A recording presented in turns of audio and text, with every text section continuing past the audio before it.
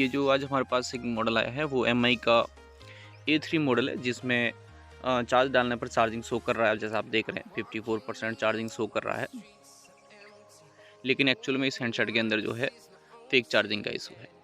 मैं आपको down screen में भी शो करवाने वाला हूँ, जिसमें आप देखेंगे कि स्लो चार्जिंग का एरर भी दे रहा है। अब मैंने चार्जर रिमूव किया है तो देखिए चार्ज डिस्कनेक्ट, और राइट डाउन कॉर्नर में आप चार्जर मीटर भी देखिए। जैसे मैं चार्ज लगाता हूँ तो एम्पियर ले रहा है, और यहाँ पर देखिए चार्जिंग का साइन दिख रहा है, लेकिन आप आगे देखेंगे तो चार्जिंग स्लोली का जो है वो एरर देखने को मिल रहा है इसके अंदर।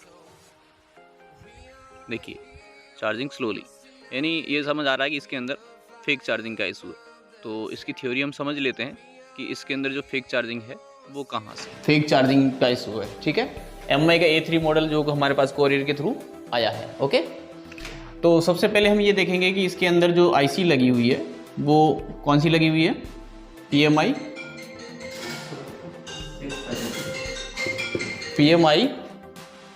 इसमें IC जो लगी हुई PMI 632 लगी हुई है, जो कि बहुत पॉपुलर IC है ना। अब इस IC में हमें यह समझना है कि जो फेक चार्ज होता है, या फिर हम जो A3 पढ़ रहे हैं उसमें फेक चार्ज कहाँ से इशू हो सकता है, फेक चार्जिंग का इशू कहाँ से हो सकता है। तो सबसे पहले आपको आइडिया होगा कि सबसे पहले हमारी वीबस की लाइन जो निकलती है, उस लाइन वीबस की लाइन मोस्टली आपको पता है कि चार्जिंग जैक से, सब बोर्ड से होते हुए, पत्ते से होते हुए मेन बोर्ड में जाती है। तो हम मेन बोर्ड की ही बात करेंगे डायरेक्ट। और मेन बोर्ड में एक OVP से होते हुए, एक छोटा प्रोटेक्शन IC से होते हुए आपकी PMI के अंदर इन होती है। इसके इनपुट में भी आपको एक कैप देखने को मिलता है, और इसके आउटपुट में भी आपको एक कैप देखने को मिलेगा। ठीक है, अगर OVP ख़राब है या OVP लीकेज है तो भी हैंडसेट के अंदर नो चार्ज या स्लो चार्ज, फेक चार्ज का इशू देखने को मिलता है। इसके बाद में वीबस के पास ही एक लाइन देखने को मिलती है जो आपकी DM लाइन होती है, डाटा माइनस, जो एक 1K का रजिस्टर रख के आपकी PMI को जाती है। अगर हम क्वालकॉम की बात करें तो, क्योंकि जिस हैंडसेट पे हम काम कर रहे हैं अभी वो क्वालकॉम चिपसेट है।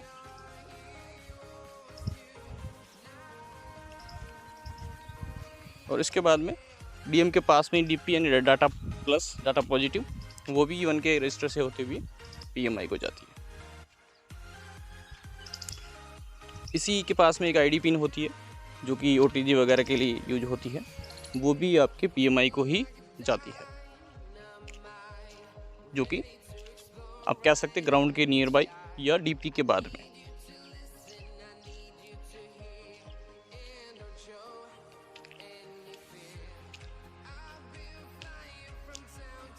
ठीक है, ID के बाद में आपका आ जाता है जो कॉमन पिन, ग्राउंड पिन।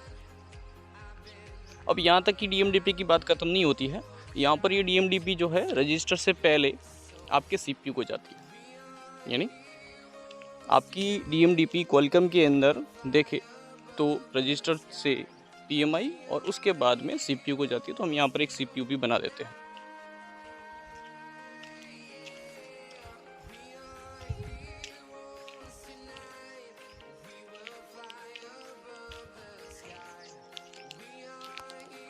तो यहाँ पर मैंने DM लाइन को और DP लाइन को जो है CPU के साथ अटैच कर दिया है, आप देख सकते हैं। जब ये सारी रिक्वायरमेंट पूरी होती है तो ये PMI जो होती है अपने अंदर से एक वोल्टेज आउट करती है, जिसमें एक 1 माइक्रो हेनरी की कोयल रख के उसी के साथ में एक बूट कैप, जिसका कह सकते हैं कोई सिरा ग्राउंड नहीं होता, एक साइड से BPH वाली कोयल लाइन से अटैच और दूसरा IC के अंदर।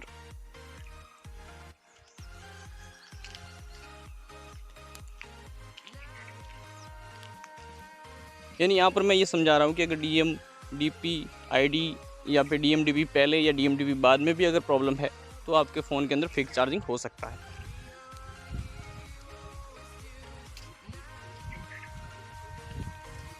यहाँ पर मैंने VPH की लाइन ड्रॉ करी है, जो मोस्टली देखे तो वोल्टेज VPH का 3 वोल्ट या 3.5 से 4.2 के आसपास ही होता है। इस बात को आपको नोट करना है। और इसी के साथ में एक बूट कैप अटैच रहता है, जो कि वापस आईसी से ही अटैच रहता है, वीपीएच और आईसी के साथ। यानी एक साइड से आईसी की वीपीएच वाला वोल्टेज यानी 3.7 या 4 वोल्टेज देखने को मिलेगा, और इसी के अपोजिट में यानी इस साइड में आपको उसका दुगना वोल्टेज मिलेगा, यानी 8 वोल्टेज देखने को मिलेंगे।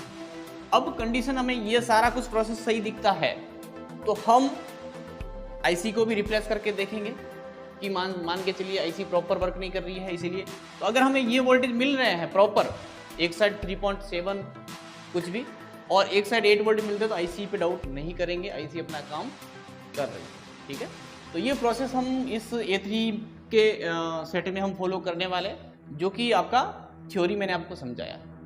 ठीक है, तो चलते हैं प्रैक्टिकल इस टाइप से चेक कर लेते हैं। इसी के अलावा हम नेक्स्ट जब चार्जिंग सेक्शन पढ़ेंगे तो आईडी लाइन कैसे वर्क कर रही है, टीएस लाइन कैसे वर्क कर रही है, या जो वीबैट लाइन निकल रही है वो कैसे वर्क करी है, वो भी मैं आपको समझाऊंगा। फिलहाल हम इस फॉल्ट पे बात कर रहे हैं, तो उस फॉल्ट को मैंने समझाया कि आपको डायग्नोज कैसे करना है। समझ में आ गया? क्लियर है?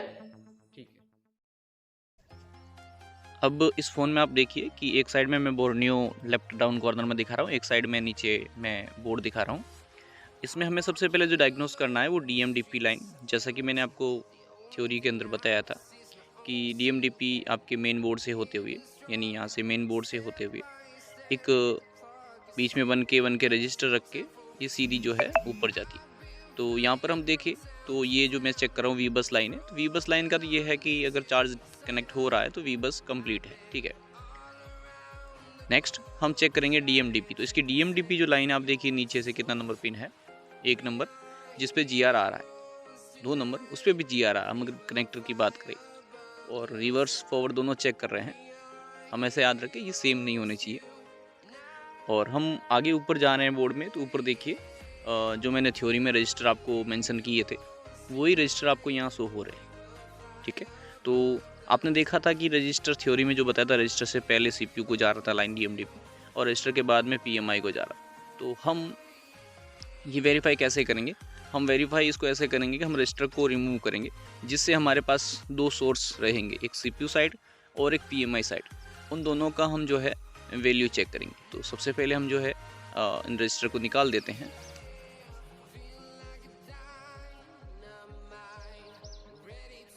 तो मैंने फ्लक्स दिया है और मैं रजिस्टर जो है ये रिमूव कर देता हूँ।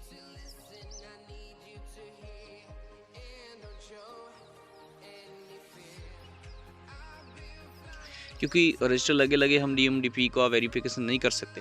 वैसे तो कोई एक लाइन ओपन होती तो जो GR होती है वो दोनों की सेम नहीं होती है, लेकिन रिमूव करेंगे तो उससे हमें 100% कन्फर्म हो जाएगा कि ये दोनों लाइनें ही कम्प्लीटली कनेक्ट है। तो ये जो रजिस्टर है बीच में जो DMDP की लाइन में लगे हुए रजिस्टर है उनको हम रिमूव कर दिए हैं। और अब लेफ़्ट साइड रजिस्टर का और राइट साइड दोनों अप डाउन दोनों को हम वैल्यू चेक करेंगे। तो आप देखिए इधर भी वैल्यू कुछ आ रही है 400 कुछ 500, और इधर भी वैल्यू कुछ आ रही है सिमिलर ही। ठीक है, अब राइट साइड चेक कर लेते हैं। इस साइड दोनों सही है और इसको हम देखिए यहाँ पर 400 इस साइड भी आ रही है और 400 कुछ इस साइड भी आ रही है। तो इसका मतलब ये हो रहा है कि ये जो कनेक्शन है वो CPU और PMI से प्रॉपर है। तो हम रजिस्टर वापस इंस्टॉल कर देंगे।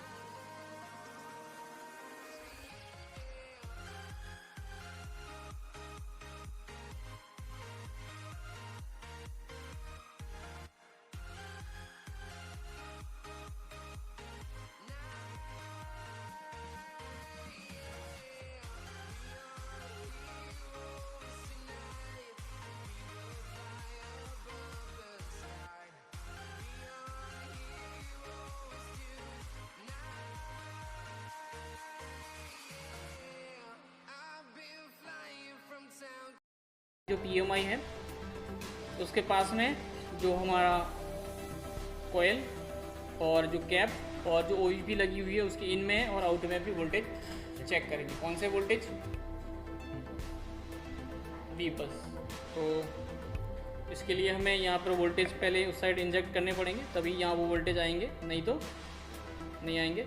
तो यहाँ पर हम पहले इसको चार्ज डालेंगे, पत्ता इसका है इस टाइप से जो चार्ज डाल सकते हैं।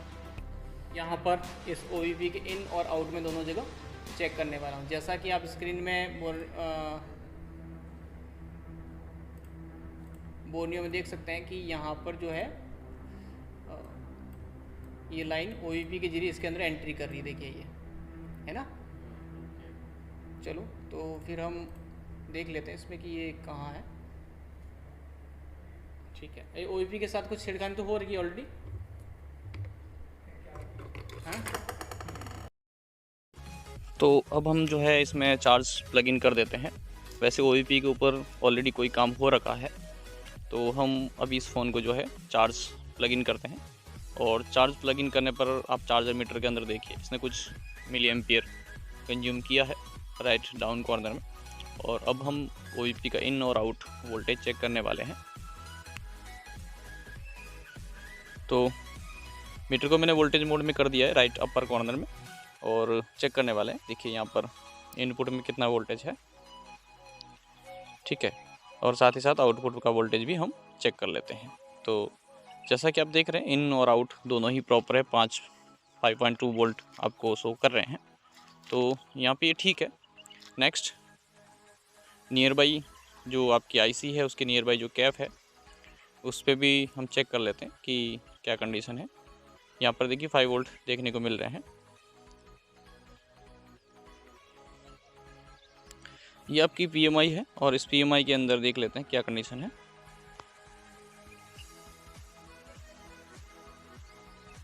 तो यहाँ पर ये एक कीपैड का आउटपुट कैप है जहाँ पर 4.7, और यहाँ पर देखिए एक साइड इस कैप पे कुछ शो नहीं कर रहा है और दूसरी साइड में भी यहाँ पर कुछ शो नहीं कर रहा है। उदाहरण के तौर पे हम देख रहे हैं कि ये बूट कैप इसका है या नहीं है। तो जो बूट कैप होगा उस पर हमें क्या देखने को मिलेगा, हमें उस पर देखने को मिलेगा कि एक साइड में 3.7 और एक साइड में आपको जो है 8 वोल्ट। तो यहाँ पर चेक कर लेते हैं, आप देख सकते हैं 1 बाय 1 मैं आपको स्टेप इसके समझा रहा हूँ।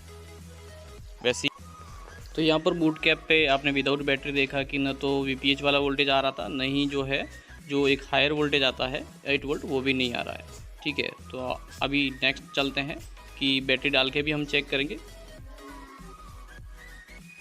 हमारा जो नेक्स्ट क्लास है 5 मार्च से स्टार्ट होने वाला है, 5 मार्च 2025। अगर आप उसमें ज्वाइनिंग करना चाहते हैं तो आप मुझे व्हाट्सएप करके अपना सीट बुक करवा सकते हैं। तो यहाँ पर इस देखिए यहाँ पर वैल्यू क्या है, इसको कैप पे इधर GR है इधर भी GR है, तो हम कह सकते हैं ये वाला जो कैप है वो बूट कैप है। तो लेकिन आपने देखा कि चार्ज डालने पर इस कैप पर कोई प्रकार का कोई वोल्टेज नहीं मिला था। एक बार वापस चेक कर लेंगे इसको यहाँ पर कि ये बूट कैप है या नहीं है। तो मैंने इसका स्कीमेटिक ओपन किया। स्कीमेटिक के अंदर हम ये देखने वाले हैं कि सबसे पहले PMI की लोकेशन, और लोकेशन में ये जो कैप लगा है उसका लोकेशन और उस कैप का नंबर को हमें कॉपी करना है। कॉपी करने के लिए आप माउस से डबल क्लिक करेंगे तो कॉपी हो जाएगा। फिर इसके बाद में हमें स्कीमेटिक ओपन करना है और स्कीमेटिक में राइट क्लिक करके इसको पेस्ट करना है या Ctrl+V कर लेना है और फिर इसको सर्च करना है। तो आपके सामने स्कीमेटिक में वो कंपोनेंट आ जाएगा।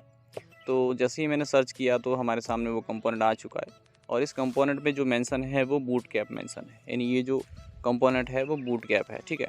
और बूट कैप पे जैसा आप देखते हैं कि जब भी फ़ोन को चार्ज डालोगे तो वहाँ पर एक साइड VPH वोल्टेज और एक साइड में हाई स्विचिंग यानी आपको 8 वोल्टेज देखने को मिलेगा, जो कि इस फ़ोन के अंदर शो नहीं हो रहा था। तो ये स्विचिंग क्यों नहीं हो रही, या तो आपकी IC ख़राब है या आपके IC के किसी स्विचिंग सर्किट के अंदर इशू है। तो वही हम आगे देखने वाले हैं।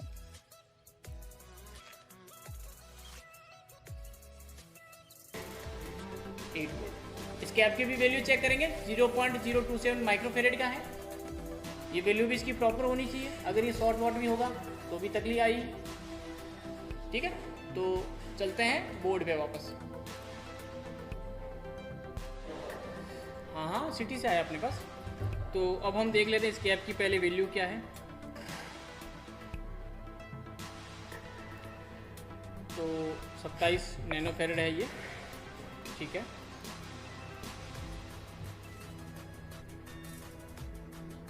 ठीक है, यानी आपने देखा कि 27 नैनोफेरेड का कैप है, जो कि कैप सही है। तो अब हम एक बार ये चीज़ देख लेते हैं, फ़ोन में चार्ज और बैटरी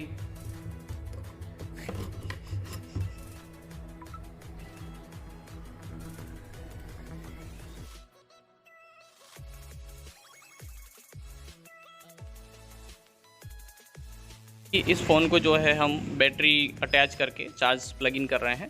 पहले हमने विदाउट बैटरी चेक किया था जिसमें हमें वोल्टेज नहीं मिले थे।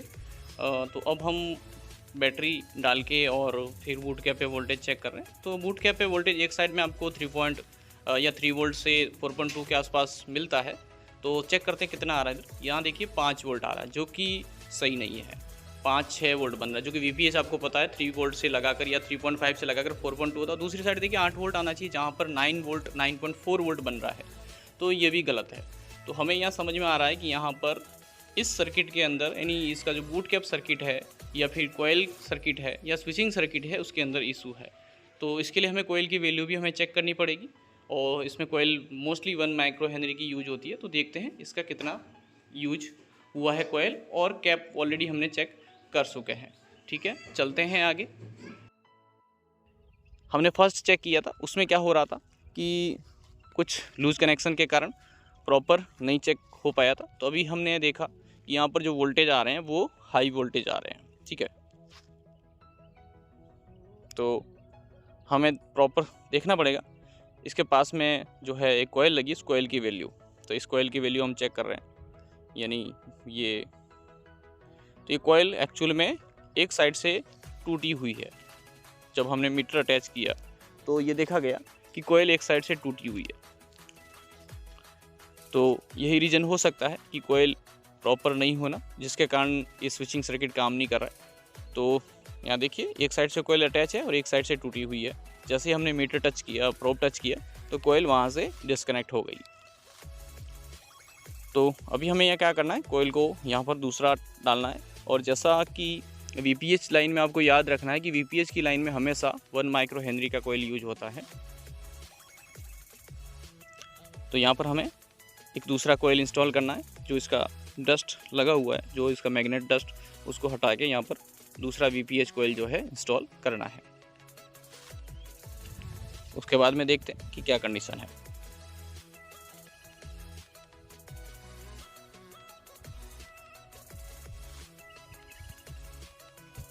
क्योंकि इसमें आपको देखने में लग रहा होगा कि PMI ऑलरेडी इसकी चेंज है, यानी PMI OEV वगैरह पे ऑलरेडी वर्क हुआ है। तो हम जो है यहाँ पर दूसरा कोयल इंस्टॉल कर देते किसी स्क्रैप बोर्ड से। कोशिश करिए सेम मिले तो बहुत बढ़िया है, लेकिन कुछ बातें ऐसी होती है जो कॉमन होती है, यानी VPH की लाइन में कोयल 1 माइक्रो हेनरी का ही लगता है। और बूट कैप की बात करें तो ज़्यादातर 27 नैनोफैरेड का बूट कैप ही होता है। तो इस बातों को आपको अपने माइंड में सेट करना है। जैसे I2C का रजिस्टर 2.2 किलो ओम के होते हैं, या पुल डाउन मोस्टली 50 के, 10 के या 100 के होता है, या DPDM लाइन या जो आपकी वॉल्यूम लाइन है उनमें 1K के रजिस्टर यूज होते हैं, या कोई अगर पुल डाउन लगा है तो वो किलो ओम में होगा। इस बातों को आपको अपने माइंड में राइट कर देना, जिससे आप काम करते हो तब आपका माइंड उसको रिप्लाई कर सकता है। तो यहाँ पर मैं LCR मीटर भी आपको शो कर रहा हूँ। आपको स्क्रीन के अंदर बीचों बीच में ऑयल जो लिखा हुआ दिख रहा होगा। तो यहाँ पर देखिए कोयल की जो वैल्यू है वो 0.7 यानी 1 माइक्रो हेनरी के आसपास है। ये एग्जैक्ट आप कह सकते हैं, थोड़ा बहुत टॉलरेंस इलेक्ट्रॉनिक कंपोनेंट में होता ही है। तो 0.7 यानी 7 को वहाँ इंस्टॉल कर देते हैं। ठीक है, अब इस कोयल को हम यहाँ इंस्टॉल कर देते हैं।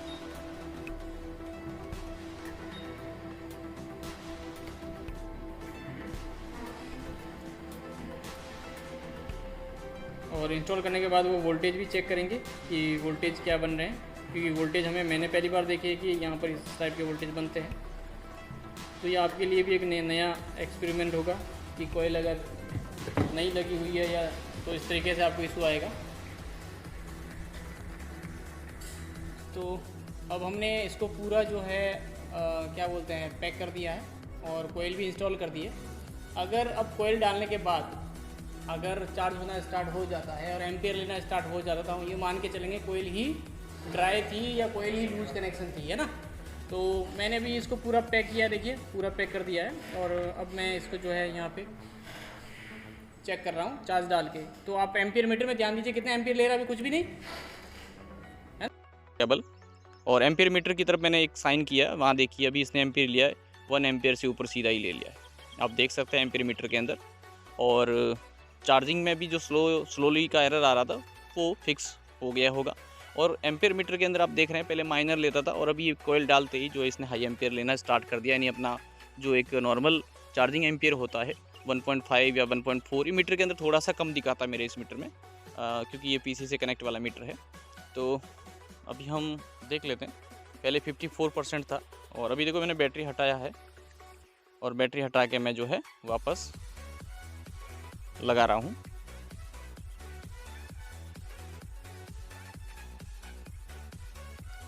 ये सारी चीज़ें मैं आपको माइक्रोस्कोप के नीचे ही शो करवा रहा हूँ, तो थोड़ा सा एक बार में अगर आपको वीडियो समझ ना आए तो 2 बार 3 बार देखिए, जिससे आपको ये वीडियो अच्छे से समझ में आ जाएगा। लेकिन बात करें सॉल्यूशन की, तो हर सेट का एक सेम साइड से सॉल्यूशन नहीं होता है। किसी का कभी कैप खराब होता है, किसी का DMDP ओपन होता है, किसी का DMDP CPU से ओपन होता है, किसी का PMI से ओपन होता है, किसी का बूट कैप एक साइड से ख़राब होता है। तो हर जगह डिफरेंट होते हैं, तो पूरे वीडियो को देखना चाहिए मेरे हिसाब से। तो यहाँ पर देखिए मैंने फ़ोन को चार्ज डाला है और अभी हम उस वोल्टेज को वापस मेंशन करने वाले जो 9 वोल्ट आ रहा था और जो 5 वोल्ट आ रहा था। ठीक है, तो स्क्रीन से मीटर शायद रिमूव हो गया, वेट करिए, मीटर में वापस अटैच कर देता हूँ। मीटर को मैंने वोल्टेज मोड में कर दिया है अटैच करके, और अभी देखते हैं कि यहाँ वोल्टेज जो है वो कितना आ रहा है चार्ज डालने के बाद। तो मैंने फ़ोन को चार्ज डाल दिया है और अभी मैं एक साइड देखिए 3.1, जैसा कि मैंने बताया कि 3 वोल्ट या 3.5 के आसपास, और एक साइड में 8 वोल्ट, यानी अभी देखो सर्किट जो है प्रॉपरली वर्क करने लग गया है। तो हमारी जो ये प्रॉब्लम है हमारे जो ऑफलाइन स्टूडेंट हैं उनके सामने ही किया है और उनकी पूरी गाइडेंस के साथ हमने किया है कि उनको किस तरीके से समझना है। और जो भी हमारी SBM टीम में क्लास ज्वाइन करता है, मॉर्निंग टू इवनिंग साथ बैठ के उनके साथ खड़े होकर जो है क्लास गाइड की जाती है, प्रैक्टिकल करवाया जाता है, स्क्रैप बोर्ड पे, ऑन बोर्ड पे, जो कोरियर के काम आते हैं उन पे, या जो भी दुकानदारों के काम आते हैं उन पे, जिससे एक जो स्टूडेंट आता है उसका जो कॉन्फिडेंस लेवल होता है वो एकदम से चेंज हो जाता है। क्योंकि ओनली स्क्रैप बोर्ड से तो फिर घर बैठे ही कर सकते हैं, और मशीनों की जानकारी या सॉफ्टवेयर की जानकारी या जो MMC हेल्थ प्रोग्राम वगैरह है उसकी जानकारी आपको फ्री ऑफ कॉस्ट मेरी तरफ से दी जाती है। और हार्डवेयर की जो क्लास है वो 25 दिन तक चलती है कंटिन्यू, कोई संडे ऑफ नहीं। इसके अलावा आपका रहना मेरी तरफ से बिल्कुल फ्री है। आपको एक बैच के बाद में लगता है कि मैं और रुकना चाहता हूं, तो उसका कोई एक्स्ट्रा फीस नहीं, ठीक है। तो आप अगर ज्वाइन करना चाहते हैं तो मेरे नंबर पे व्हाट्सएप या कॉल करके अपनी सीट बुक करवा सकते हैं।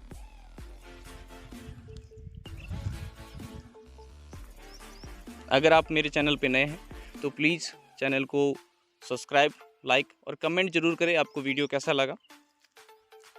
तो अभी हम दिखा देते हैं स्टूडेंट के सामने कि इसमें जो है फॉल्ट था वो कैसा है। चार्ज डाला है मैंने, एम्पियर मीटर के अंदर देखिए 0.4 लिया है और 1 एम्पियर के ऊपर चला गया है। और फ़ोन के अंदर जो पहले चार्जिंग का इंडिकेशन शो कर रहा था वो देखिए क्या कर रहा है, देखिए दिख रहा है। वेट करेंगे थोड़ा सा, या तो डिस्प्ले का बेल्ट या दिखने में थोड़ा इशू हो सकता है। देखिए 50%, 8% दिख रहा है।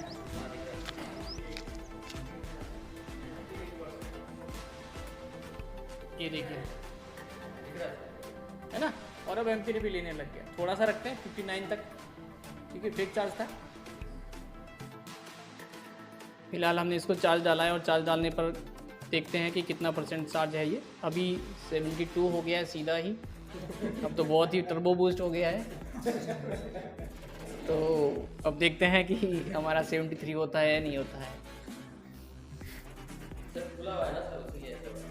हाँ चलो कोई नहीं, 73 हो जाए तो हम ये समझेंगे हमारा प्रॉब्लम जो है वो सॉल्व हो चुका है। अब ये सारा कुछ जो है आपके सामने ही हो रहा है। ऐसा तो नहीं है कुछ हिडन है कि सर कोयल निकाल दी, ये कुछ बोर्ड किसी और का है। ये कोरियर आपके सामने ही आया होगा मेरे हिसाब से, और आपके सामने ही हमने अनबॉक्स किया था, है ना। और ये कोयल अगर हमारे हाथ से टूटी होती तो हम ये मानते कि उस दौरान वोल्टेज प्रॉपर आते, लेकिन आपने देखा उस दौरान वोल्टेज प्रॉपर नहीं आ रहे थे कोयल टूटने से पहले, ठीक है। तो यहाँ पर मैं एक बार देखना चाहूँगा कितना चार्ज हुआ है। अभी फ़ोन खुला हुआ इसलिए ये देखिए 73 हो चुका है। देखिए